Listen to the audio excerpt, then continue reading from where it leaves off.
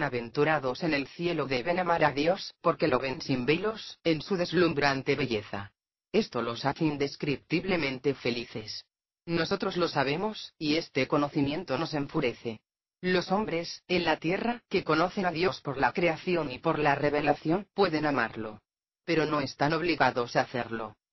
El creyente, te lo digo furiosa, que contempla, meditando, a Cristo con los brazos abiertos sobre la cruz, terminará por amarlo. Pero el alma a la que Dios se acerca fulminante, como vengador y justiciero porque un día fue repudiado, como ocurrió con nosotros, ésta no podrá sino odiarlo, como nosotros lo odiamos. Lo odia con todo el ímpetu de su mala voluntad. Lo odia eternamente, a causa de la deliberada resolución de apartarse de Dios con la que terminó su vida terrenal. Nosotros no podemos revocar esta perversa voluntad, ni jamás querríamos hacerlo. ¿Comprendes ahora por qué el infierno dura eternamente? Porque nuestra obstinación nunca se derrite, nunca termina. Y contra mi voluntad agrego que Dios es misericordioso, aun con nosotros. Digo contra mi voluntad porque, aunque diga estas cosas voluntariamente, no se me permite mentir, que es lo que querría.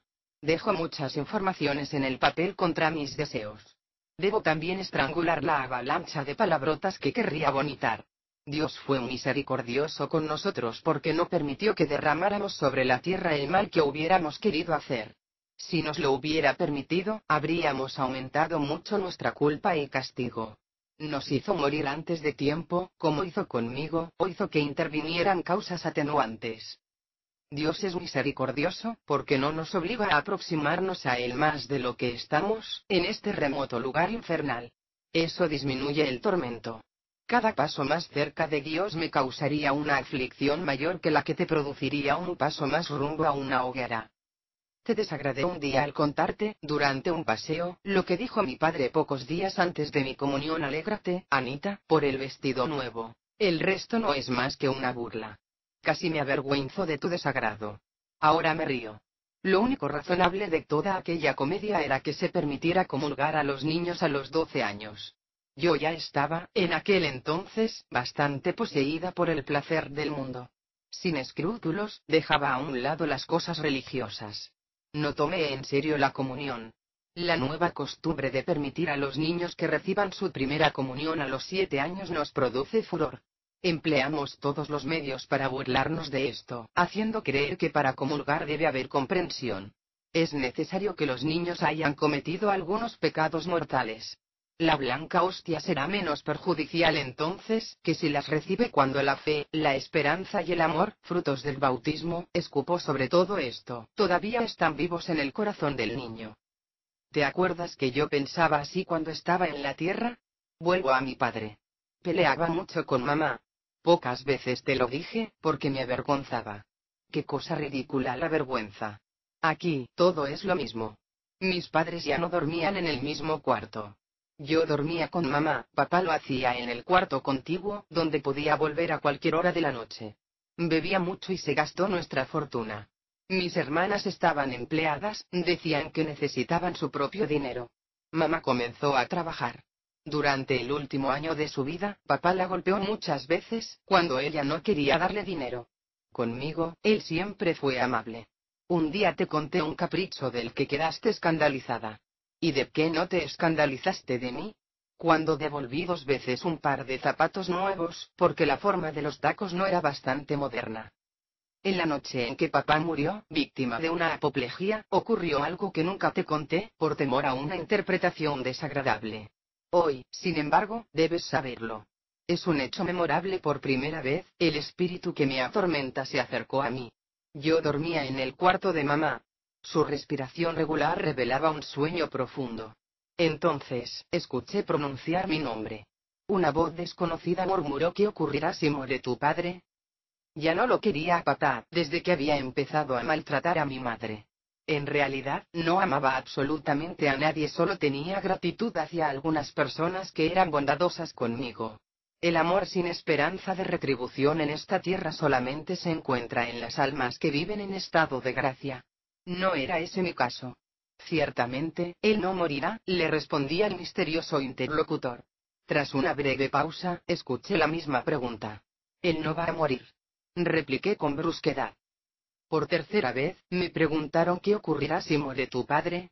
Me representé en ese momento en la imaginación en modo como mi padre volvía muchas veces medio ebrio, gritando, maltratando a mamá, avergonzándonos frente a los vecinos. Entonces, respondí con rabia: bien, es lo que se merece. Que muera. Después, todo quedó en silencio. A la mañana siguiente, cuando mamá fue a ordenar el cuarto de Patá, encontró la puerta cerrada. Al mediodía, la abrieron por la fuerza. Patá, semidesnudo, estaba muerto sobre la cama. Al ir a buscar cerveza al sótano, debió sufrir una crisis mortal. Desde hacía tiempo que estaba enfermo. ¿Habrá hecho depender Dios de la voluntad de su hija, con la que el hombre fue bondadoso, la obtención de más tiempo y ocasión de convertirse? Marta K. y tú me hicieron ingresar en la asociación de jóvenes. Nunca te oculté que consideraba demasiado parroquiales las instrucciones de las dos directoras, las señoritas X. Los juegos eran bastante divertidos. Como sabes, llegué en poco tiempo a tener allí un papel preponderante. Eso era lo que me gustaba. También me gustaban las excursiones. Llegué a dejarme llegar algunas veces a confesar y comulgar.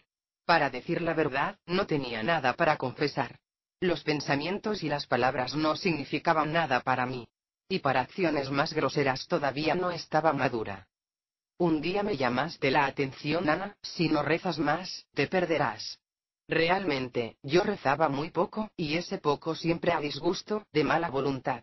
Sin duda tenías razón. Los que arden en el infierno no rezaron, o rezaron poco. La oración es el primer paso para llegar a Dios. Es el paso decisivo. Especialmente la oración a aquella que es la Madre de Cristo, cuyo nombre no nos es lícito pronunciar.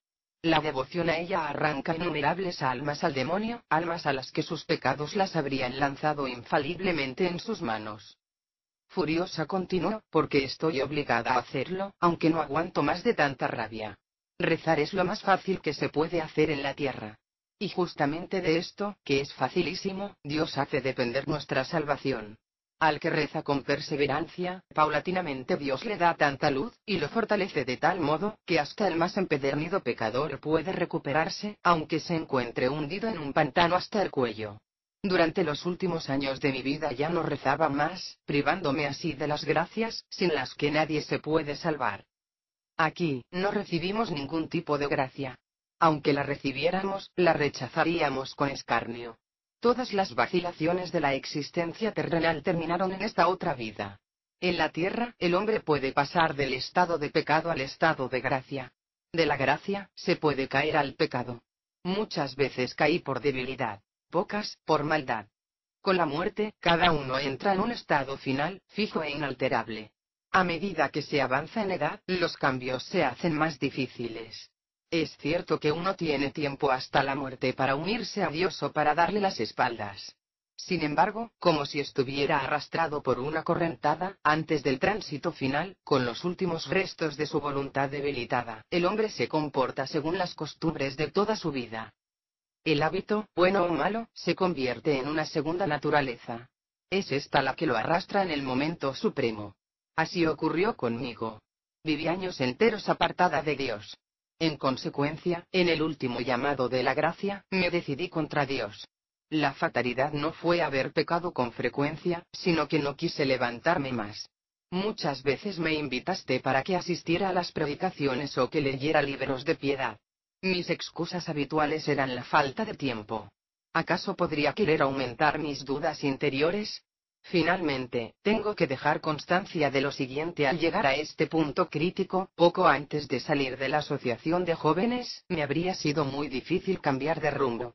Me sentía insegura y desdichada. Pero frente a la conversión se levantaba una muralla. No sospechaste que fuera tan grave. Creías que la solución era tan simple, que un día me dijiste: tienes que hacer una buena confesión, Annie, todo volverá a ser normal. Me daba cuenta que sería así. Pero el mundo, el demonio y la carne, me retenían demasiado firme entre sus garras. Nunca creí en la influencia del demonio. Ahora, doy testimonio de que el demonio actúa poderosamente sobre las personas que están en las condiciones en que yo me encontraba entonces. Solo muchas oraciones, propias y ajenas, junto con sacrificios y sufrimientos, podrían haberme rescatado. Y aún esto, poco a poco. Si bien hay pocos posesos